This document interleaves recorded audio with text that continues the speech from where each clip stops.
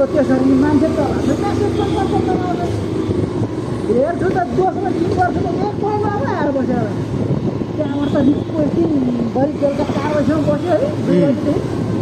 होइन साथीले तिनीहरूकोमा त क्याङ बसेर मेरो त आउँदैन भने के गरे त एक पैसा कहाँबाट आउँछ घर त्यतिकै भयो दिनभरिमा कमाइ कति भयो दाजुको? आज आज त तपाईँको भर्खर यो तपाईँसँग लास्ट हुन्छ 5वटा चिज 600 अनि अफ गर्दाखेरि 400 भयो 1000 चाहिँ हुने भयो आज भर्खरै हो नि त अनि अफलाइनमा मान्छेहरूले गर्छ म त अनलाइन हेर्छु यति उठ्या त भनेर लिएर जान्छु कि अफलाइन हेर्छु आज त म्याम भन्दो रहेछ नि हजुर पनि यस्तो भएपछि बिहान नि तिमीलाई गर्नु थाल्यो यो हेर्छु के आउँदैन जसको धेर्छ त्यसलाई जान्छ अरे कि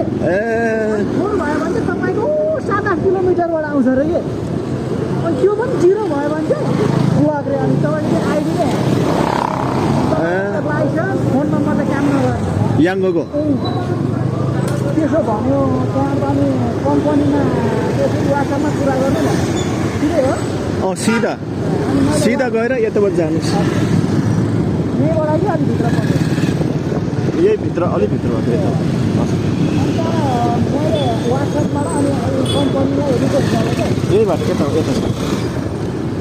मलाई यस्तो भएको म के गरौँ म न्यु युजर हो भनेपछि अनि त्यसले उताबाट रिप्लाई दियो यहाँ नेपालमा चाहिँ इस्टाब्लिस भएको छैन अहिले होइन अनि फल्लालाई कल गर्नु भनेर वाट्सएप नम्बर दियो अनि मैले त्यसलाई ल मैले यो युज गरेँ म राइडर हो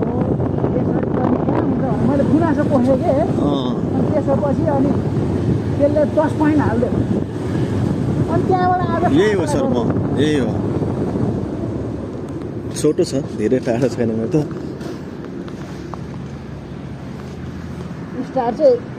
स्टार आएन